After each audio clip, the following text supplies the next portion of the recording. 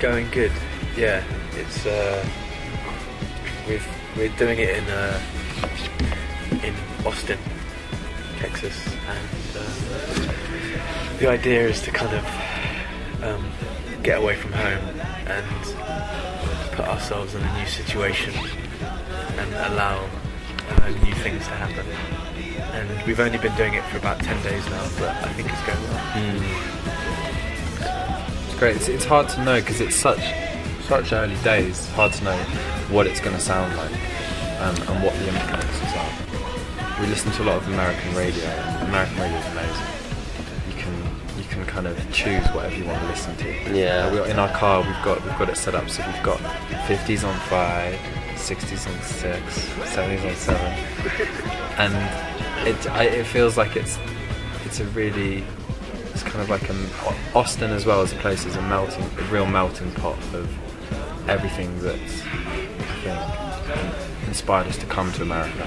You know, it feels like it's far enough from the big capital cities, to the big major cities, to kind of not feel too claustrophobic, but it's got so much going on culturally, very young, musically, it's really full of young people. It's switched on. It's a very switched on place. People say it's kind of like how, what San Francisco. People talk about it in the same way people talk about San Francisco in the 60s. It feels like somewhere where there's shifts happening. There's like a shift happening under the ground somewhere. So I think that's, I want that to come through on the album.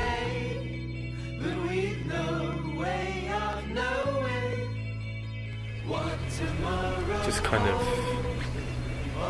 Serotonin in a way reached the end of a kind of style of songwriting for the Jets. I think Serotonin's been the end of a trilogy in a way, and we're eager to just do new things and discover new sounds.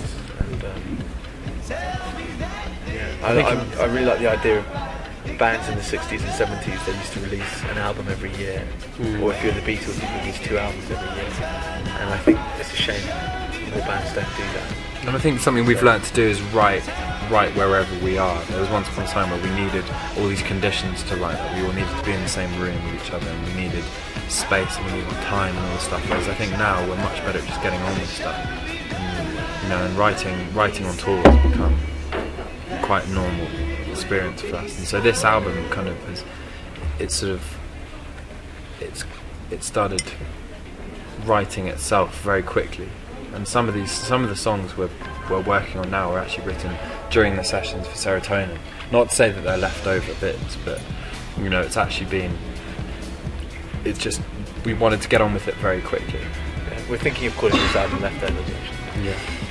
Leftover Serotonin Part 2.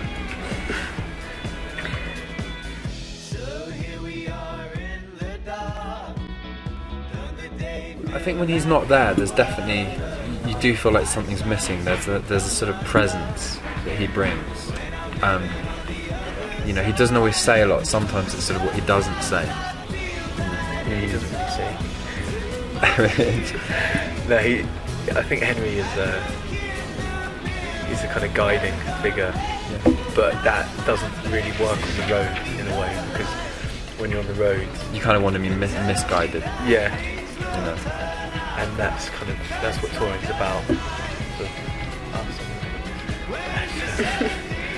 So it's 2 very different ways of working, I think. But I think, for example, with recording this album, we felt very much like we wanted Henry to be involved in the process, and he has been involved in the writing process. But we're spending half the time in Texas without him, and in the second half he's coming, and he's gonna dip in and out of the house and working with us.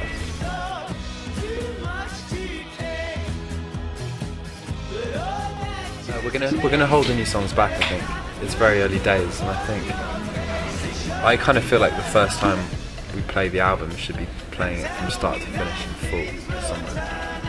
Maybe back in Mexico, or maybe we should do it in Austin. On the last day of staying in our house, we should invite everyone up. From Mexico. From Mexico. I think just all the most influential figures of the world can come and sit in our garden. Yeah. you know, Perez Hilton, Oprah, Oprah. just all the big cats. Obama. And we'll play them the record. You should come. You can film it.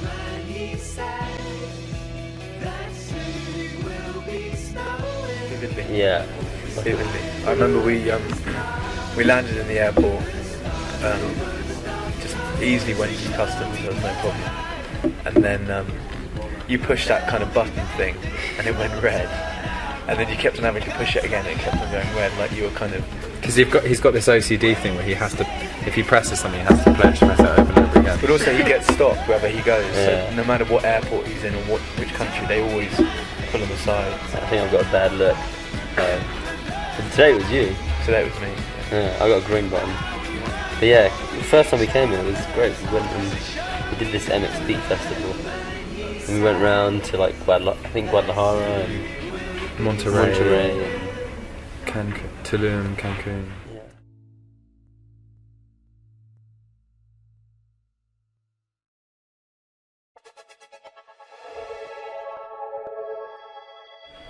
Album. I really My like favourite was always the first record. I put the Gates as Yeah. well. I like Medal.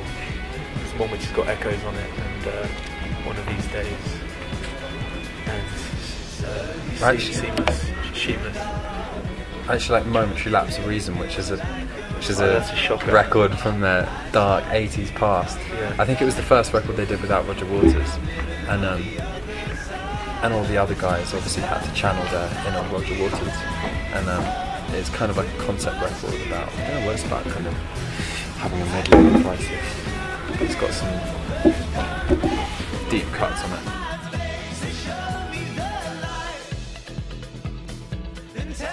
Chikorito. Huh? Chikorito? Chicharito. Chicharito. Chicharito. Chicharito. What a lad. Who is that guy? Which one of He's a you little is pig. a big fan about He's- Manchester? I'm a big United fan. And yeah, he's great.